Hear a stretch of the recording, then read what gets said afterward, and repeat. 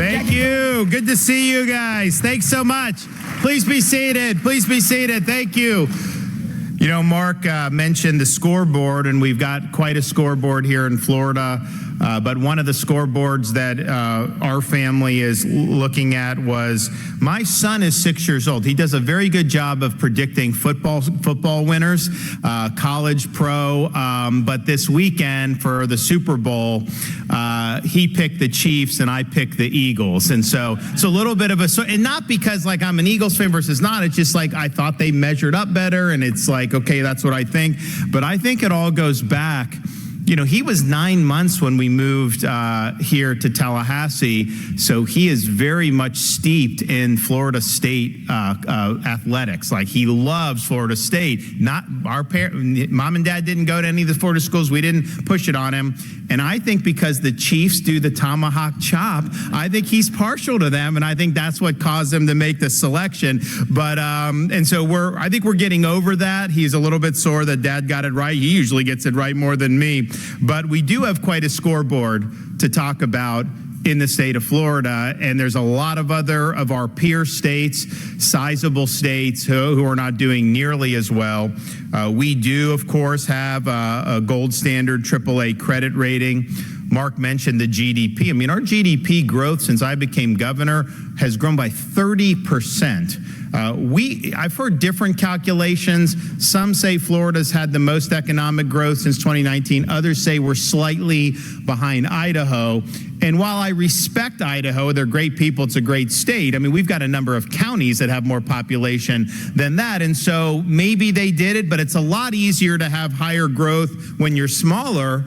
You know, we were 21.5 million when I took office. Now we're probably over 23 million. But to grow by 30%, and we have higher GDP growth than any large state, in many cases very significantly.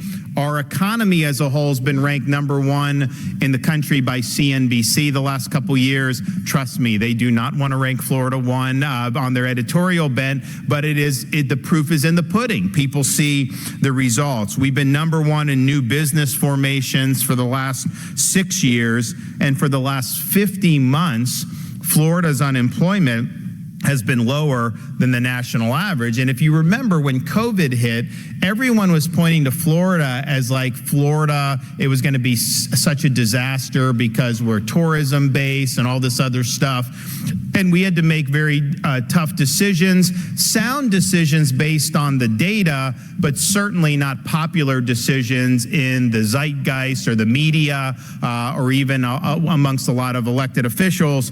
But the reality is we had to make sure people knew that Florida was a place where you had a right to operate your business, you had a right to work, and people could come and enjoy themselves and live normal lives, even though so many other parts of the country had really descended into these Faucian dystopias where people's rights were denied and their livelihoods were destroyed. So our unemployment, you saw a real significant gain in employment, and I think it was a year or two ago we passed New York State for having more people in our workforce. That had never been true. Even when we were comparable population, they had way more. We obviously have a lot of retirees, and so even with a heavy retiree population, we surpassed them in that.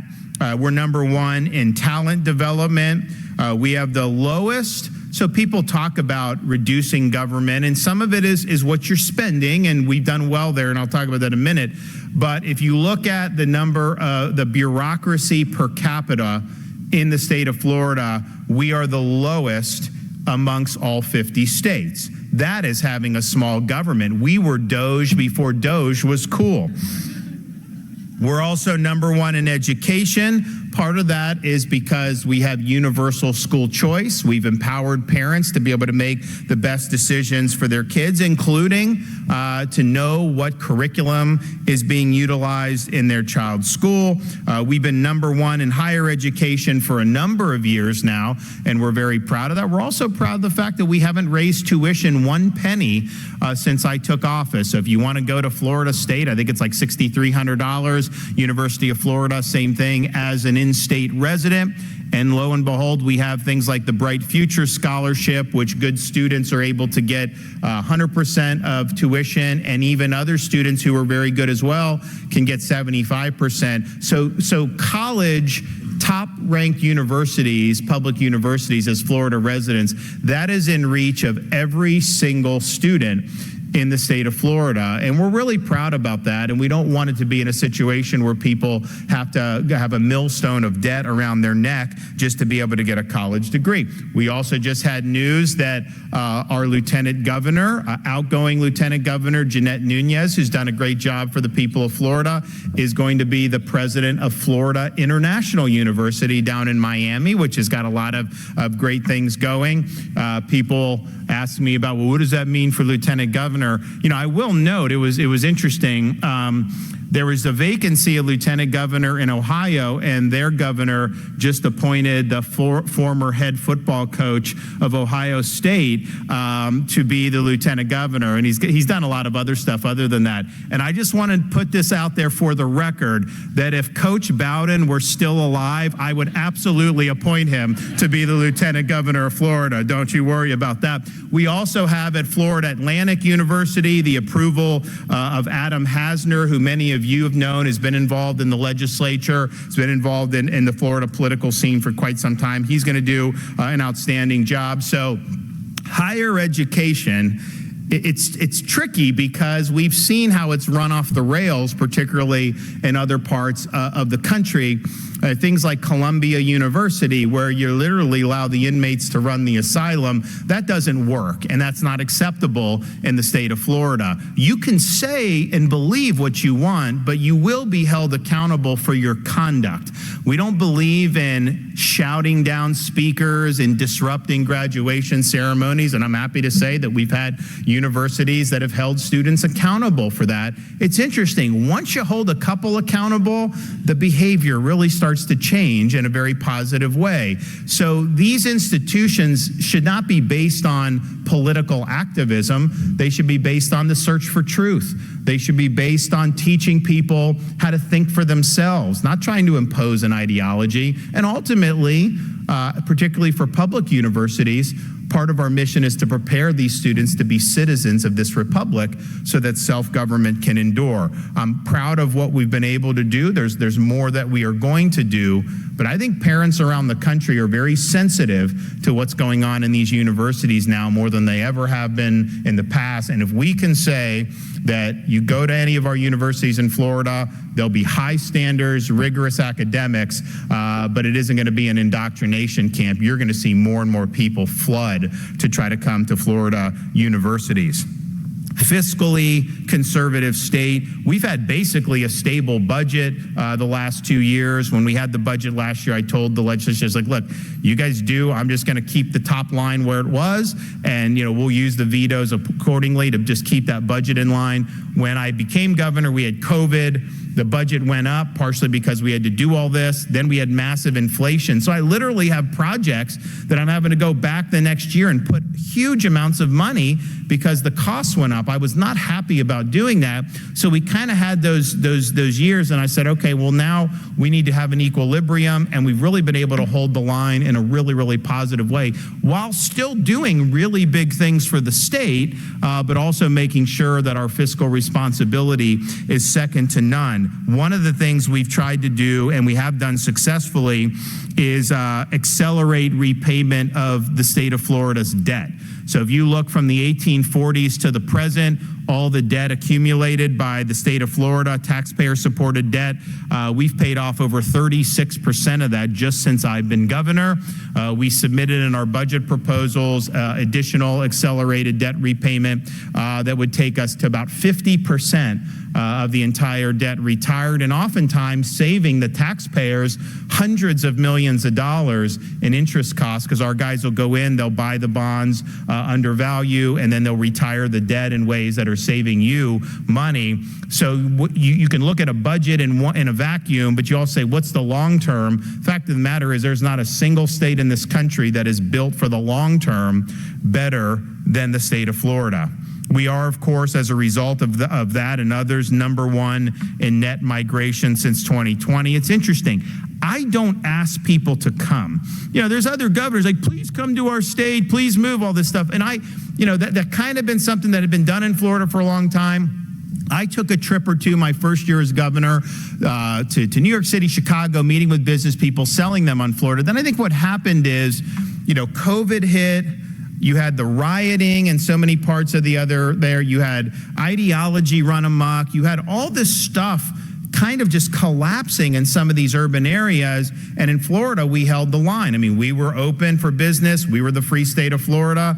We did not allow any of our cities to burn down. And we made sure that, we're going to be governing based on common sense, not some of the nonsense that you've seen out there. And so what started to happen was people would call me, CEOs, hey, we just want to talk to the governor. Well, the governor said, listen, no, I'm already coming. I just want to let him know we're coming. And so I was like, oh, you're coming, great, all this other stuff. So we've had so much, we've had more adjusted gross income move into the state of Florida since I've been governor than has ever moved in to a single state over a similar period of time, even adjusted for inflation, in all of American history. So Florida has great momentum. People are voting with their feet. They're voting by putting their capital at risk here, and I think that's likely to continue. Now, I also know that when people are coming here, that creates challenges as well, and there's things that we have to do to get ahead of that. That's one of the reasons why we did Moving Florida Forward. So we're known for having a good infrastructure and transportation department. When people come, it's funny, like people will move from New York and they'll be like, man, your roads are better than ours. Your services are better, more efficient, and your schools are better. Why were we paying so much in taxes up there? It doesn't make any sense. And so people have recognized that, but at the same time, when you have the population growth, things like the roads and infrastructure, it matters. There's bottlenecks. I mean, you could get caught in parts of I-4 and around that area anytime, not even just rush hour. So we definitely have some of these hot spots, and we have a work plan, and they work through these projects. And it's not as easy as just saying, like, let's add a couple, because you got to get the contractors, you got to get that, and that's been stretched thin recently. So what we said was, look, we know we're going to have to do this. We've got massive surplus, massive reserves. Let's infuse billions and billions of dollars into taking projects that weren't even supposed to start until next decade, getting them underway now or in the ensuing couple of years. And so what we're going to end up doing is we're going to be bringing a lot of these projects to fruition 5, 10, 15 years ahead of schedule. And that's going to make a huge difference for people. It's going to make a difference for commerce. It's going to make a difference for folks being able to spend more time with their family. So we've not only done, I think, the fully fund and do all that, we've gone above and beyond with Moving Florida Forward. And I think that's something that's really, really important. And we've had great support really across the state, amongst the legislature, to accelerate these projects, get them done as quickly as possible. The other thing we focused on is, we've got a good business climate. I know Mark mentioned it, other speakers have mentioned it, and it's great. And we have no income tax, and that's great. And we have reasonable regulations, and we always want to make those even more reasonable, and that's great. But people look, okay, well, what about the education and workforce? And it's not just universities. That's part of it, but there's a need for people in the skilled trades. So we've been promoting this for a number of years. We've more than doubled the number of apprenticeships offered throughout the state of Florida.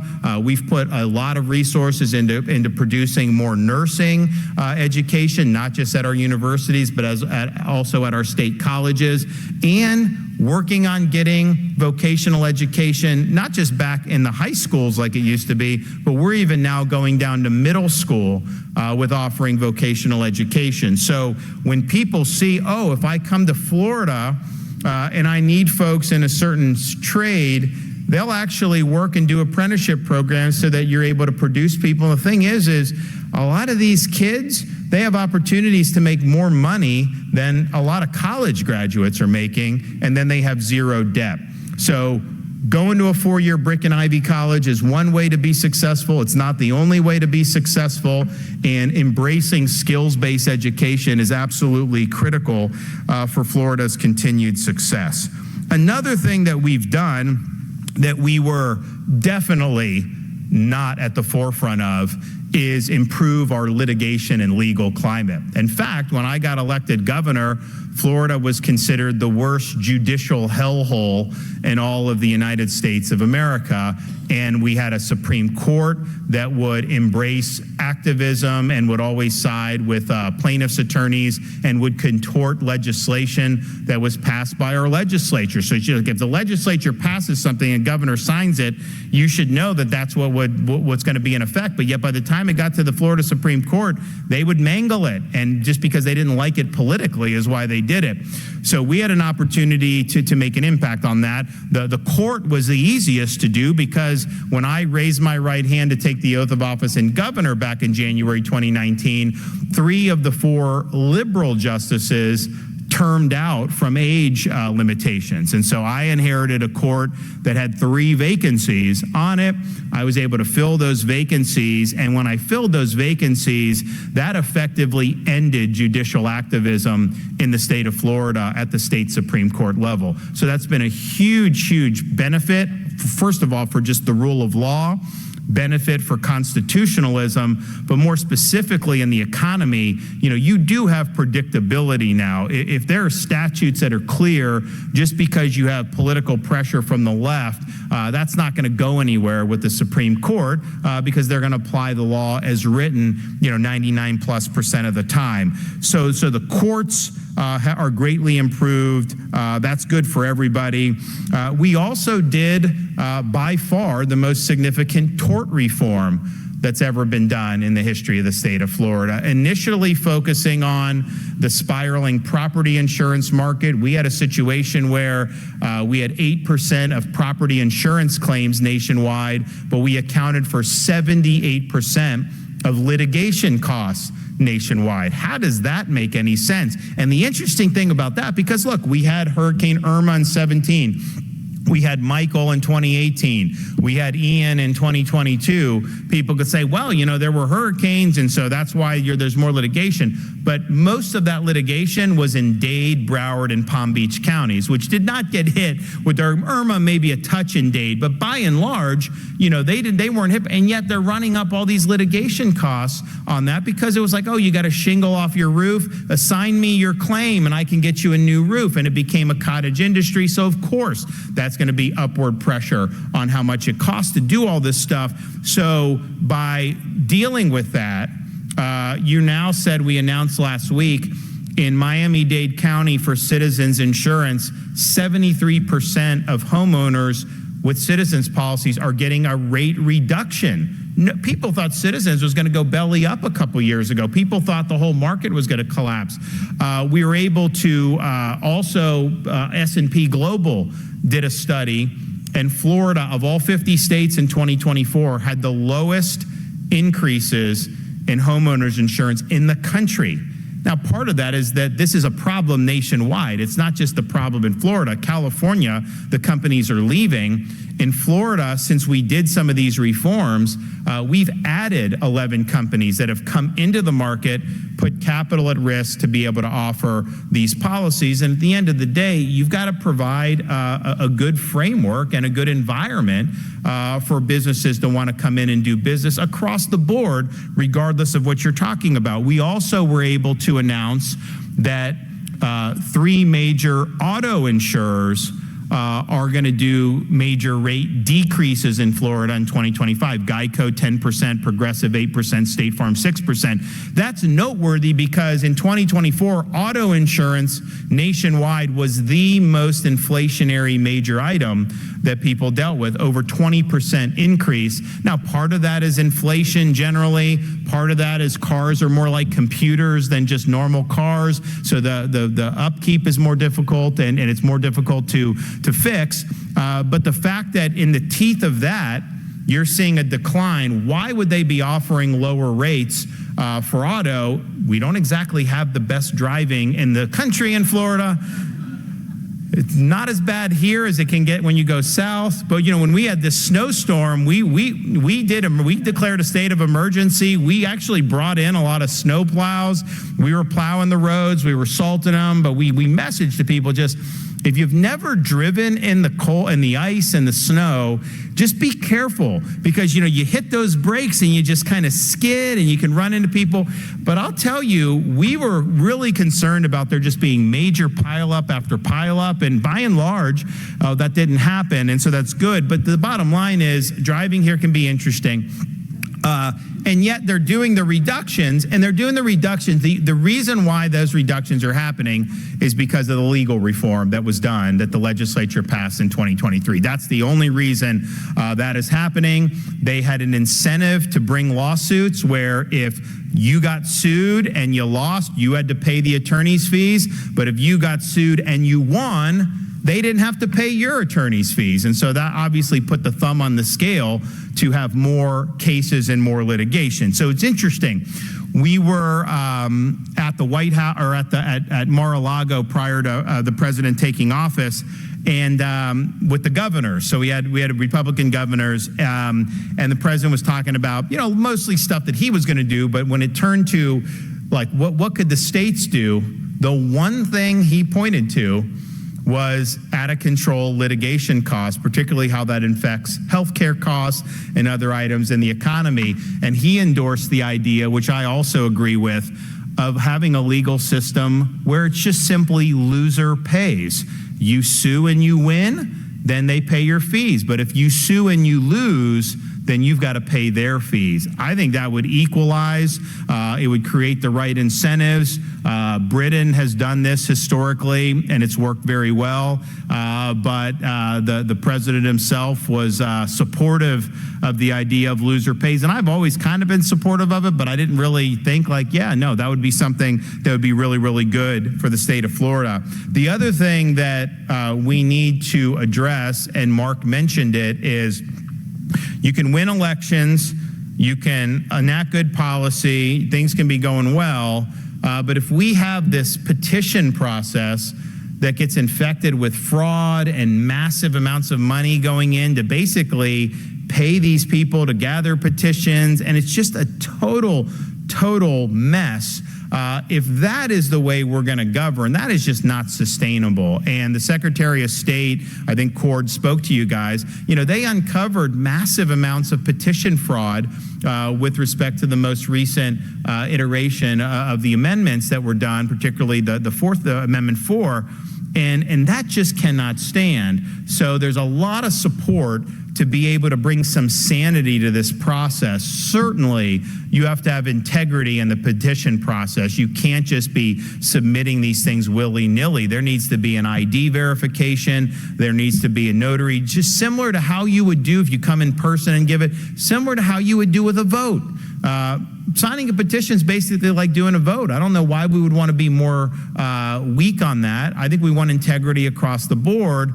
We also need to do a better job of informing the voters of actually what is on the ballot. You can do this thing where there's like a fiscal impact, but the way that's done, honestly, is not done, I think, very well. For example, on Amendment 3, the weed, the analysis that was done said it was going to gain the state money.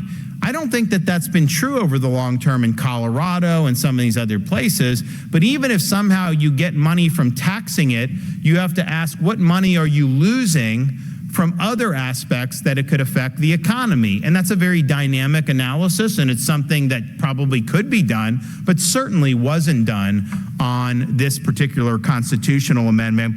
Now, I know that folks in the legislature have indicated that they support providing these reforms and making sure that we bring integrity to the petition process, and I look forward to them doing that very soon. I think it's really critical for the state's future. The other thing that I look at is, okay, we have no income tax. I think we're one of the top least taxed states, certainly at the state level, maybe the least taxed state at the state level of any place in the country. Certainly per capita, we probably would be. And so I can't, part of it when you cut taxes, like, oh, we'll do a tax holiday, we'll do this, and it's great, and I'm fine. We reduced tolls by 50%. We gave rebates. We've done everything we could think of. But when you don't have an income tax, you really can't slash tax rates like they can in some of these other places. So we're always looking for other things to do. One of the things we have done over the last year is we've reduced this really peculiar thing that only Florida does. I think it's Florida and New York City tax business rent and tax the leases that people are paying. It's not good policy. We've reduced it, pretty significantly over the last couple years. We put in our budget a 2-year plan to simply eliminate the business rent tax once and for all. I think that would be pro-growth for the state. And I think it just shows we don't need to be doing things that are counterproductive. And quite frankly, we don't necessarily need any of the revenue, although I do think that whatever revenue is lost from that, I think you will see some gains because I think more businesses will do better as a result of not having to do this commercial rent tax. So that's one thing. The other thing is nationwide now, there's a trend where homeowners that have a mortgage are paying more between insurance costs and property taxes payments than they are on the principal of their mortgage. It used to be different. You'd pay the principal and interest would be the biggest chunk and then smaller chunks there. And we've obviously, the legislature spent an inordinate amount of time addressing homeowners insurance, very difficult market in Florida for obvious reasons. We're affected by global reinsurance, which actually did go down in Florida in 2024. I think these California fires, we'll have to see, that will impact our market. It's just, those are massive losses. So we'll see kind of how all that shakes out. So there's a lot of factors involved in that. And of course, if we keep having overall inflation in the economy, that's not going to help things. I mean, because if it costs more to make these repairs, that's going to be reflected in what people pay.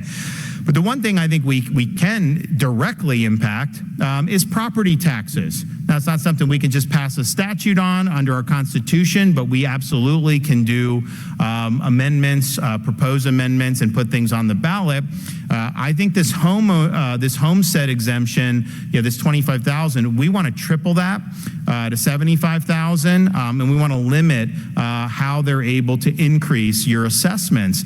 We need to hold the line on property taxes as much as humanly possible. A lot of these local governments honestly became flush with money. I'm not sure a lot of that was spent very well, but irrespective of that, we always got to stand with the taxpayers first. So property tax reform, lowering people's property taxes, that is going to make a huge, huge difference, particularly for middle-class families in being able to afford the American dream, which I think in Florida we take pride as being something that's very, very important and near and dear to our hearts. So thank you for what you're doing. I really appreciate all the great things that are going on in the state of Florida. I mean, we've got all these different regions of the state. We got 23 plus million people. Sometimes it's hard to keep up with all the great things that are going on, but there's really, really a lot of positive things.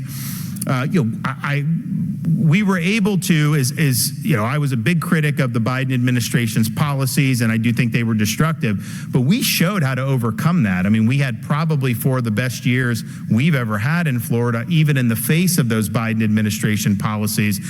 Now, we're going to have more wind at our back. Certainly on the regulatory front, it's going to be night and day from the Trump administration compared to the Biden administration. I think you're going to see them look to empower the states in a number of different ways that are going to be really, really positive for us. How this budget and spending situation unfolds, I think, is a big, big question. I think it's great what Elon Musk is doing. He's getting traction on that.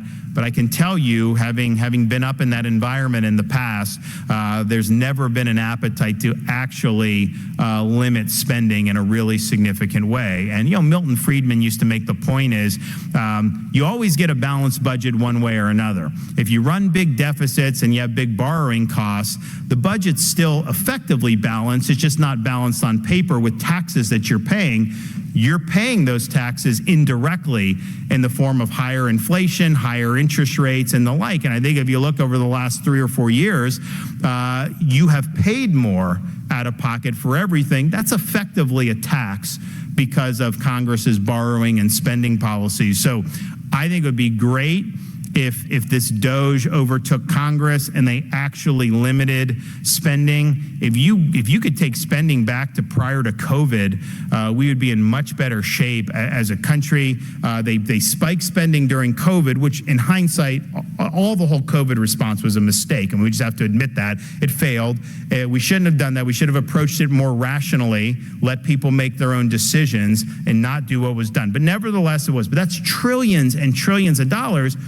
And then they just kept spending at the same levels instead of going back to like it was that. And it's a lesson for how government operates. You know, once they get their hooks in, once they're spent, they don't like to give that up. They want to keep doing it. But if we don't get that under control, I mean, we're 36 trillion. You're going to see that, of course, you know, go up one way or another. Hopefully it goes up less.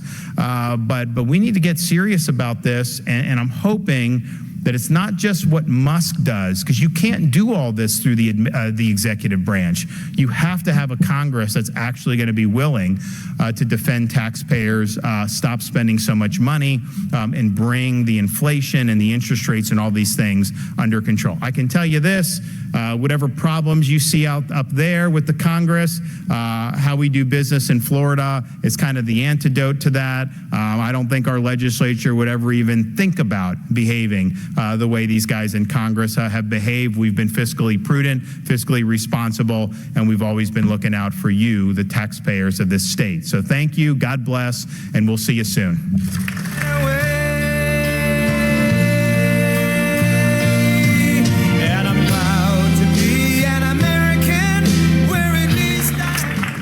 All right, I want to wrap things up now, but just one more time, a big